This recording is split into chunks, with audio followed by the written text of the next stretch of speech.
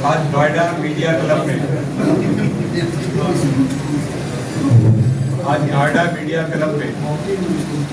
मैं आप सबका स्वागत करता हूँ।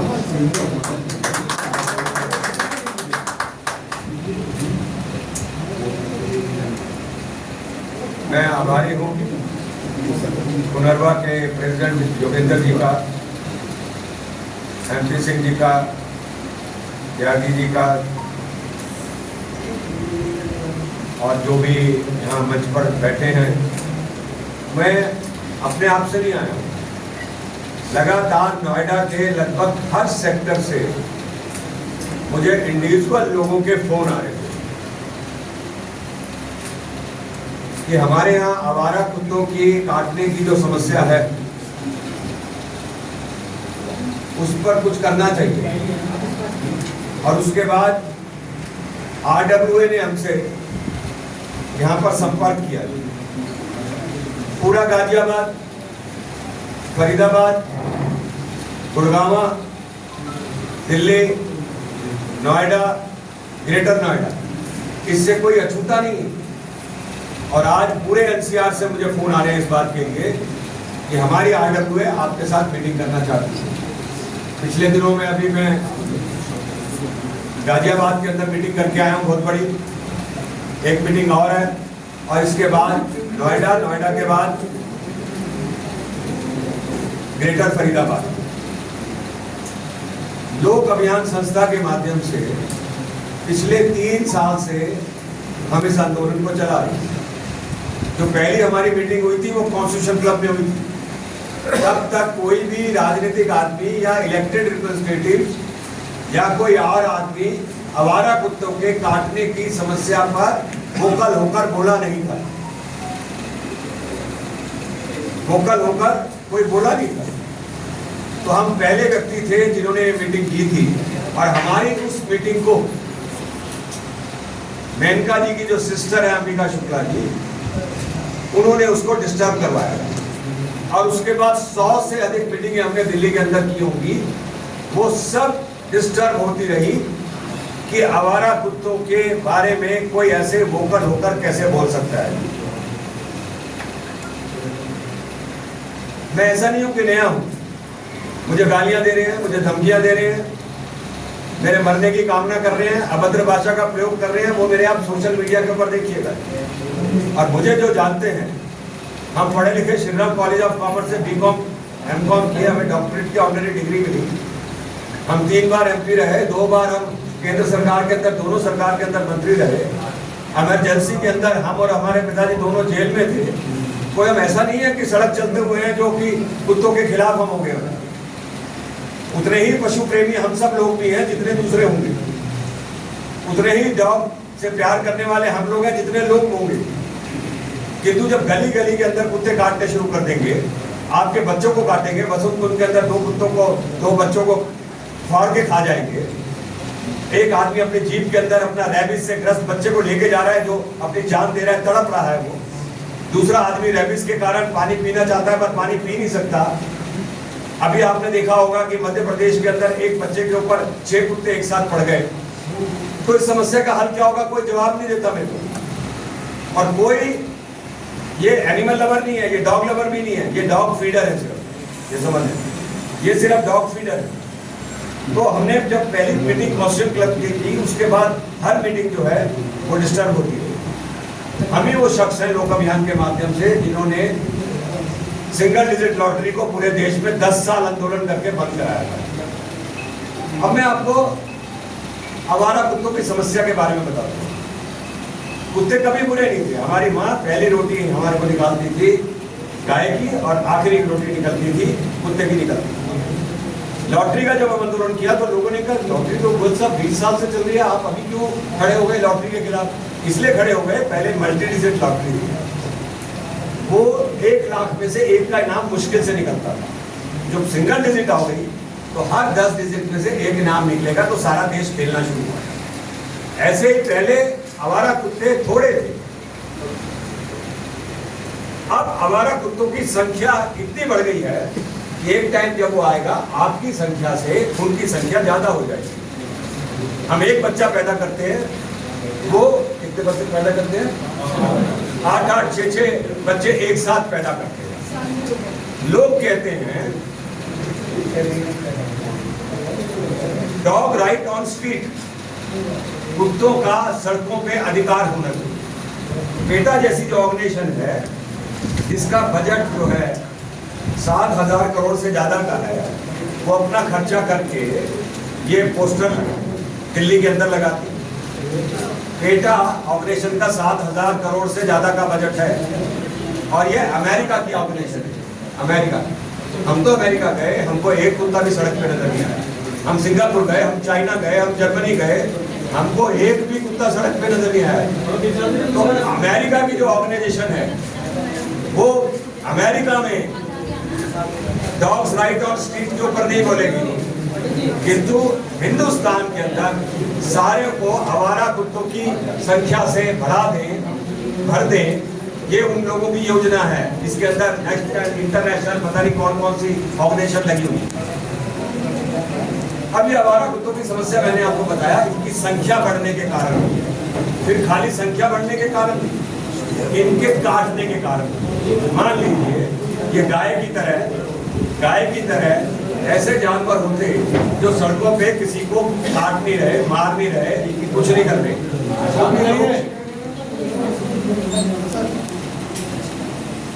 तो भी लोग शायद शांत हो जाते हैं। भाई बात मत करिए ना, सुन लीजिए थोड़ा। हाँ जी, अरे शांति रखो यार।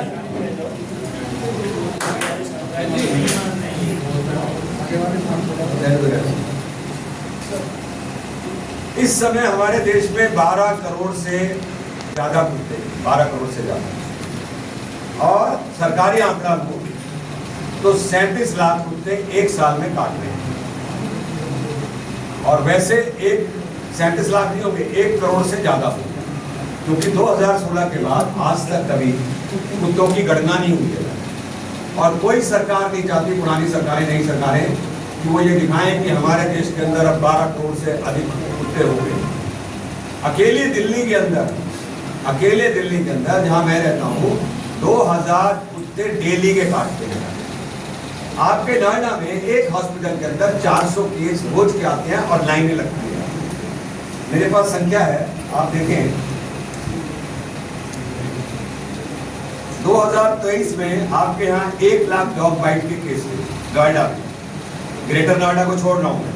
2024 में ये बढ़कर हो गए 1,45,137, और अभी जनवरी से लेकर मई तक, जनवरी, फरवरी, मार्च, अप्रैल, मई, 5 महीने के अंदर 70,000 लोगों को कुत्तों ने काट दिया।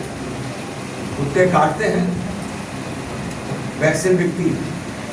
मेरा इशारा समझिए, कुत्ते बांटते हैं, वैक्सीन बिकती है, लोग जाते हैं, इंजेक्शन लगाते हैं और चुपचाप घर चले जाते हैं, कोई भी FIR तक नहीं कराता है। नोएडा अथॉरिटी खुद कह रही है, इतने कुत्ते काटने के बाद भी 2017 से लेके आज 8 साल के अंदर केवल और केवल 40,000 कुत्तों का स्टरलाइजेशन हुआ है। वो भी हुआ कि नहीं कह नहीं सकते, क्योंकि हमारी दिल्ली के अंदर 50 का स्टरलाइजेशन करो, 500 के पैसे ले जाओ, इतना ज्यादा भ्रष्टाचार। अच्छा, ये स्टरलाइजेशन का काम कौन करता है? ये सारी जो डॉग्स ऑर्गेनाइजेशन है, वो सारी ये स्टरलाइजेशन का काम करती है। तो आप समझ लीजिए, हमारे यहाँ MCD है, उसने 20 NGOs रखे हुए हैं, सब डॉग्स वाली NGOs हैं, उनके अंदर कितना करप्शन है इसका आप अंदाजा लगा सकते हो।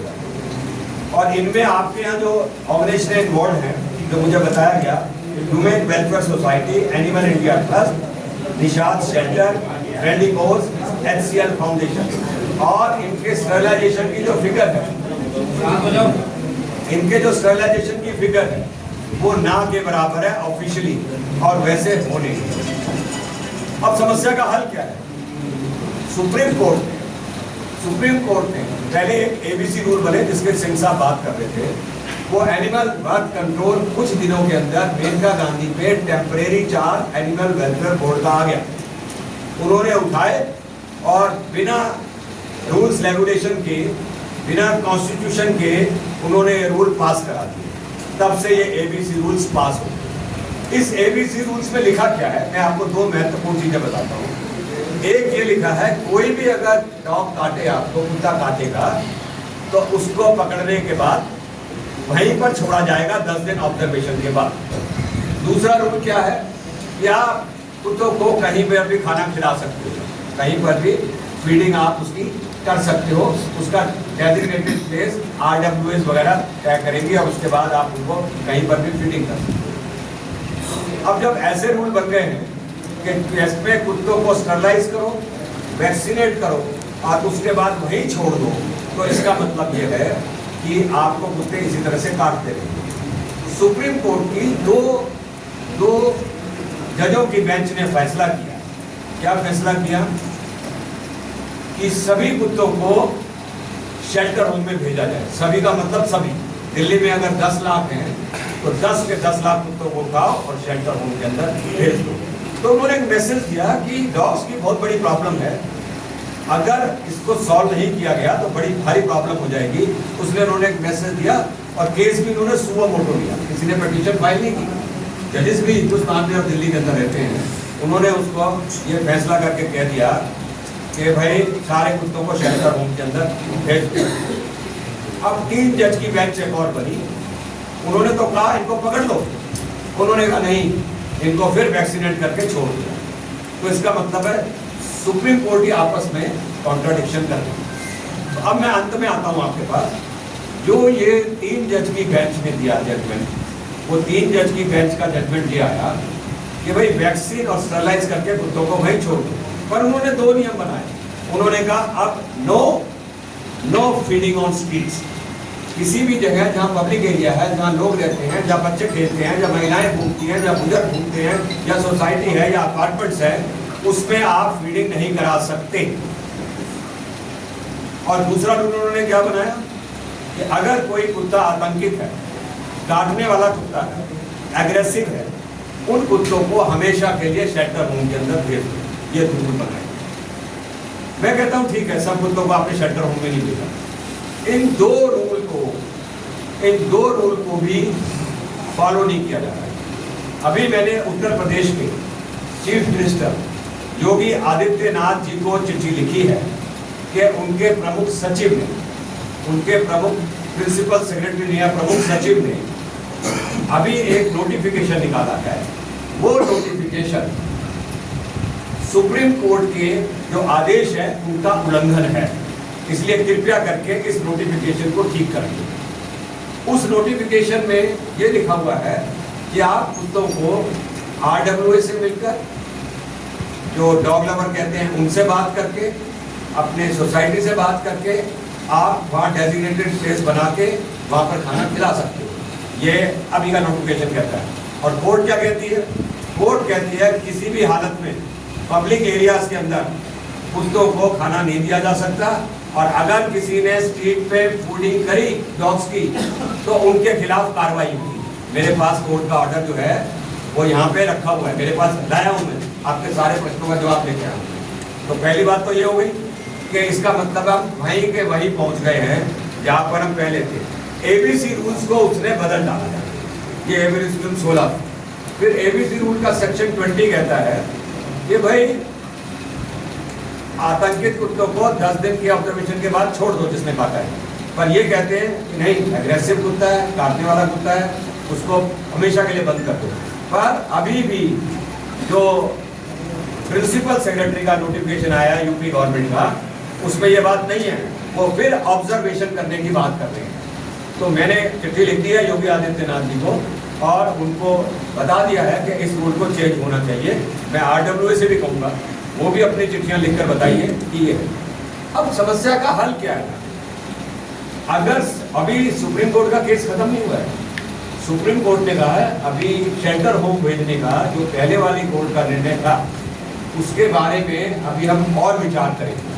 तो अभी केस चल रहा है जिसमें मैं भी एक पार्टी हूँ और लोग भी पार्टी, और उन्होंने कहा ये जो NGO आके दखल देती हैं, जब तक ये 2 लाख जमा नहीं कराएंगी तब तक इनकी बात को नहीं सुनेंगे। मतलब ऐसा नहीं है कोई भी NGO उठी और चल के आ गया। ये आवारा कुत्तों की समस्या जो है सबसे बड़ी इनकी संख्या है, दूसरी सबसे बड़ी इनकी काटने की। काटने के केसेस लाखों के अंदर हैं। आपके यहाँ भी हजारों के अंदर डेली नोएडा के अंदर आवारा कुत्ते काट रहे हैं।